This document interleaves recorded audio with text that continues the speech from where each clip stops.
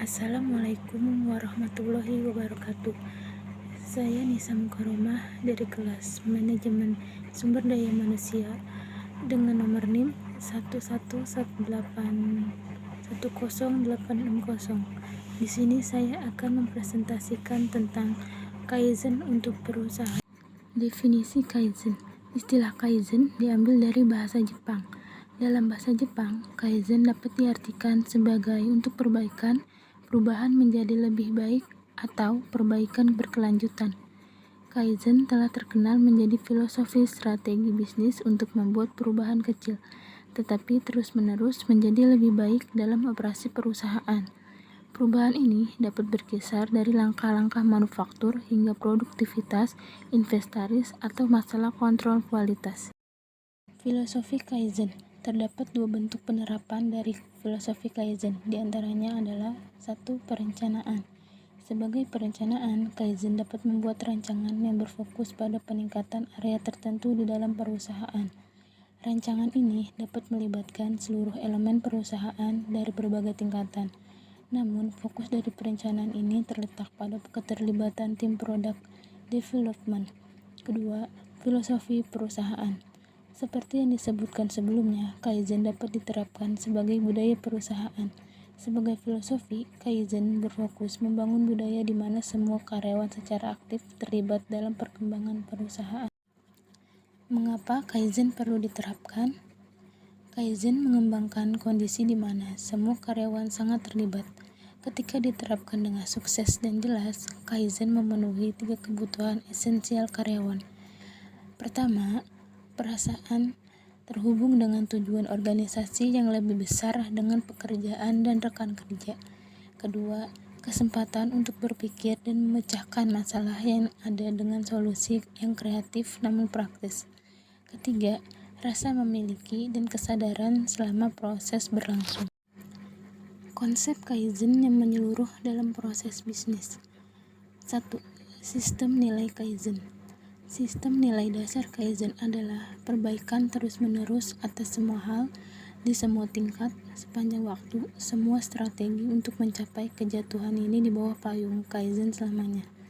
Kedua, peran top manajemen. Top manager bertanggung jawab untuk menetapkan Kaizen sebagai strategi perusahaan yang utama dan kegiatan lainnya seperti mengkomunikasikan komitmen organisasi ke semua tingkat, mengalokasikan sumber daya yang diperlukan untuk implementasi Kaizen, menetapkan kebijakan yang tepat, memastikan penerapan kebijakan Kaizen dan pembentukan sistem secara penuh, prosedur dan struktur yang diperlukan untuk mempromosikan Kaizen. Ketiga, peran manajer menengah. Manajer menengah memiliki tanggung jawab untuk menerapkan kebijakan Kaizen yang ditetapkan oleh top manajemen. Mereka juga bertanggung jawab untuk memelihara dan memperbaiki standar kerja, memastikan karyawan dilatih secara memadai untuk memahami dan menerapkan Kaizen, dan juga memastikan bahwa karyawan belajar bagaimana menggunakan semua alat pemecahan masalah yang diperlukan. 4. Peran pengawas. Supervisor bertanggung jawab untuk menerapkan pendekatan Kaizen dalam peran fungsional mereka. Mereka juga bertanggung jawab untuk memperbaiki komunikasi di tempat kerja, menjaga karakter karyawan, berupaya meningkatkan teamwork, meminta saran dari para karyawan, dan membuat saran Kaizen. 5. Peran karyawan.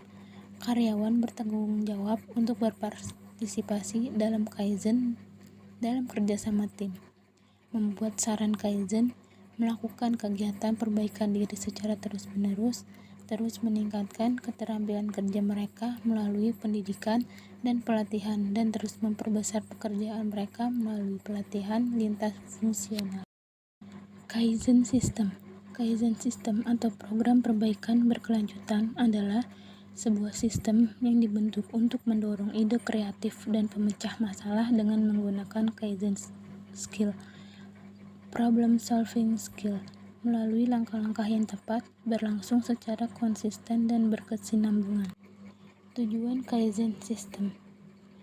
mendorong improvement atau inovasi yang diperlukan dalam mendukung pencapaian sasaran perusahaan, mendorong peningkatan kualitas, baik kualitas personal maupun kualitas hasil kerja, menjadi tempat mengembangkan dan menggali potensi diri, membangun budaya kerja yang peka terhadap masalah dan potensi masalah di lingkungan kerjanya.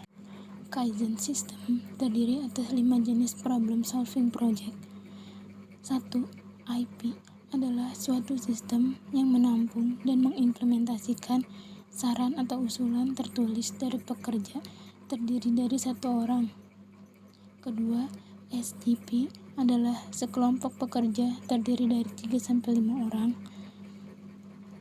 pada unit kerja yang sama yang bertemu secara berkala mengupayakan pengendalian mutu dengan cara mengidentifikasi, menganalisa, dan mencari pemecah masalah yang dihadapi dalam pekerjaan pada unit kerjaan tersebut dengan menggunakan teknik problem solver secara berkesinambungan.